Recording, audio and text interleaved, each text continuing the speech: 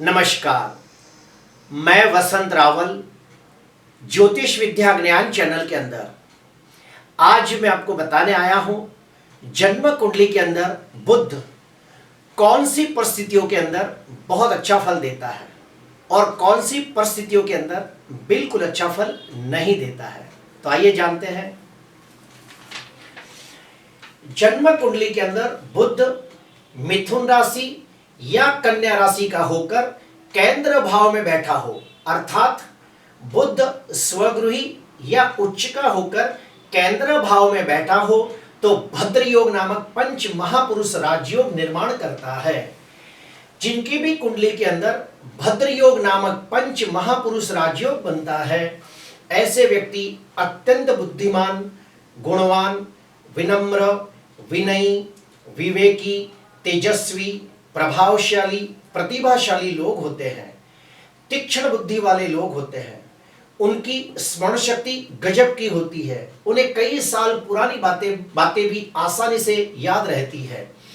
और जिनकी भी कुंडली के अंदर भद्र योग होता है, वो लोग बहुत ही पढ़ाकू होते हैं। उन्हें ज्ञान प्राप्त करना, विद्या प्राप्त करना बहुत अच्छा लगता है। ऐसे लोग एक अच्छे बिजनेसमैन बन सकते हैं, एक अच्छे सलाहकार बन सकते हैं, एक अच्छे ज्योतिषकार भी बन सकते हैं और 32 साल के बाद धीरे धीरे धनवान होते हैं और मान सम्मान पद प्रतिष्ठा की प्राप्ति करते हैं। उसके बाद दूसरा नियम, जन्म कुंडली के अंदर बुध स्वगृही या उच्च का होकर कुंडली के 3 त्रिकोण भाव में बैठा हो, अर्थात पहले, 5वें या 9वें भाव में बैठा हो तो भी उच्च कोटि के राजयोग जैसा फल मिलता है।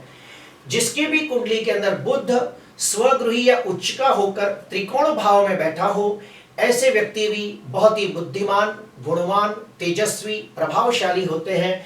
एक अच्छे व्यापारी बन सकते हैं। उन्हें विद्या प्राप्त करना, ज्ञान प्राप्त करना अच्छा लगता है और हमेशा बहुत ही उच्च कक्षा के विचारों वाले लोग होते हैं। अभी आते हैं आगे का नियम। अगर जन्म कुंडली के अंदर बुध चौथे, 5वें या 10वें भाव में बैठा हो तो उसे कारक माना गया है। फिर से कहूंगा, बुध चौथा, 5वां और 10वां भाव का कारक ग्रह माना गया है। सबसे पहले लेते हैं चौथे भाव को। अगर जन्म कुंडली के अंदर बुध चौथे भाव के अंदर स्वगृही, मित्र क्षेत्री, उच्च का होकर बैठा हो तो बहुत शुभ फलदायी होता है। ऐसे व्यक्तियों को उत्तम कक्षा का मकान सुख, वाहन सुख, प्रॉपर्टी का सुख, जमीन जायदाद का सुख प्राप्त होता है। ऐसे व्यक्तियों को माता का सुख भी बहुत अच्छा प्राप्त होता है और उनकी माता के द्वारा उन्हें बहुत अच्छे संस्कार प्राप्त होते हैं। उसके बाद आप सभी को पता है कि 5वां भाव बुद्धि का है और विद्या का है और बुध विद्या, बुद्धि और वाणी का कारक है। तो जब जन्म कुंडली के अंदर बुध पंचम भाव के अंदर स्वगृही, मित्र क्षेत्री, उच्च का होकर बैठा हो तो ऐसे व्यक्ति अत्यंत बुद्धिमान, गुणवान, संस्कारी, विनम्र, विनयी, विवेकी, तेजस्वी, प्रभावशाली और प्रतिभाशाली लोग होते हैं। उन्हें पढ़ना लिखना बहुत अच्छा लगता है।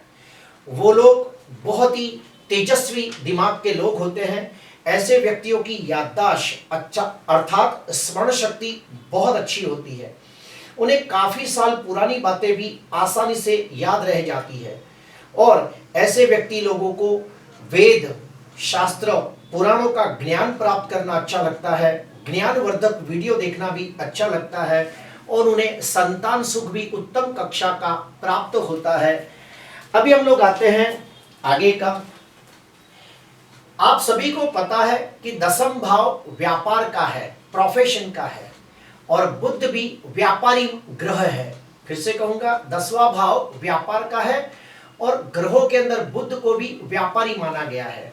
तो जब भी जन्म कुंडली के अंदर बुध 10वें भाव के अंदर स्वगृही, मित्र क्षेत्री, उच्च का होकर बैठा हो तो ऐसे व्यक्ति एक अच्छे व्यापारी बन सकते हैं। उनमें व्यापार के सारे गुण मौजूद होते हैं। उनकी दूरंदेशी बड़ी लाजवाब होती है। वो लोग सही वक्त पे सही निर्णय लेने की क्षमता रखते हैं, उतने ही चालाक, चतुर, होशियार, कूटनीतिज्ञ, तर्क बुद्धि वाले लोग होते हैं।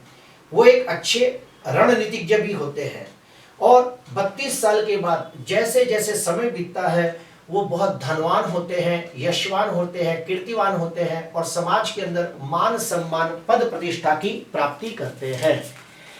और एक नियम है जो मैं आपको बताना चाहता हूं जन्म कुंडली के अंदर बुध पहले भाव में बैठा हो तो उसे दिग्बली माना गया है। जिनकी भी कुंडली के अंदर बुध पहले भाव के अंदर दिग्बली होता हो, ऐसे व्यक्ति भी बहुत ही बुद्धिमान, गुणवान, तेजस्वी, प्रभावशाली, संस्कारी होते हैं। ऐसे व्यक्ति विद्वान, ज्ञानी, धार्मिक भी होते हैं। दिखने में बहुत ही सुंदर, आकर्षक व्यक्तित्व वाले लोग होते हैं। और हाँ, ये भी देखा गया है कि वो अपनी उम्र से थोड़े छोटे दिखाई देते हैं। मतलब मान लो 40 के हो तो 30 के दिखाई देते हैं और अपना काम पूरी ईमानदारी, वफादारी, नीति से करने वाले लोग होते हैं। ये लोग एक अच्छे सेल्समैन भी होते हैं। अपना काम पूरी ईमानदारी, वफादारी से करने वाले लोग होते हैं और अगर ऐसे लोग अपना कोई भी काम सुबह के समय करें तो उन्हें बहुत अच्छी सफलता मिलती है। और इनमें खास बात देखी गई है कि इनका intuition power, six sense power बड़ा जबरदस्त होता है। इनको भविष्य में घटने वाली घटनाओं के बारे में पहले से कुछ जानकारी हो जाती है और वो जानकारी काफी हद तक सही होती है, ये भी देखा गया है।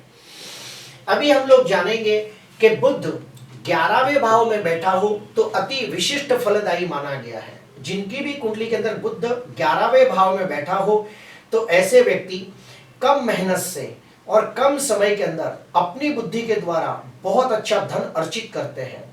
ऐसे लोगों में और एक खास बात देखी गई है कि वो अगर कुछ हटके काम करें तो उन्हें बहुत अच्छी सफलता मिलती है और उन्हें संतान का सुख भी बहुत अच्छा प्राप्त होता है। वेद शास्त्र पुराणों का ज्ञान प्राप्त करना अच्छा लगता है और उनका मित्र वर्ग बहुत ज्यादा होता है और सबके चहीते होते हैं, ये भी देखा गया है।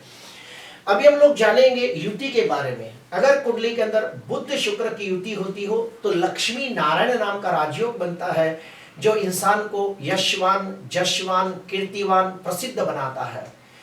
जिनकी भी कुंडली के अंदर सूर्य बुध की युति बुध आदित्य योग बनाती है, ऐसे लोग अत्यंत बुद्धिमान, गुणवान, संस्कारी, बहुत ही पढ़ाकू, नॉलेजेबल, कैपेबल होते हैं। ग्रहण शक्ति अच्छी होती है, ग्रास्पिंग पावर अच्छा होता है और एक अच्छे पॉलिटिशियन भी बन सकते हैं। बुध गुरु की युति भी व्यक्ति को ज्ञानी और विद्वान बनाती है। अभी हम लोग जानेंगे कि अगर कुंडली के अंदर बुध नीच राशि में निर्बल हो, पाप ग्रहों से द्रष्ट हो, पाप ग्रहों से पीड़ित हो या 6वें, 8वें, 12वें भाव में हो तो कौन से उपाय करें। तो सुनिए, पहला उपाय, ओम ह्रीम बुधाय नमः, ओम ह्रीम बुधाय नमः 108 जाप करें। माता सरस्वती का अनुष्ठान करें और फिर दशांश होम तर्पण मार्जन करें। गायत्री मंत्र का भी अनुष्ठान करें और दशांश होम तर्पण मार्जन करें। गणपति का अथर्वशीष का पाठ करें। और ये सारी बातों का फल कब मिलता है? जब बुध की महादशा, अंतरदशा, प्रत्युंतर दशा आती है तब ये सारी बातों का फल देखने को मिलता है। प्रिय दर्शकों, आज के लिए बस इतना ही। आपको अच्छा लगा हो तो जरूर लाइक करना, सब्सक्राइब करना। नमस्कार।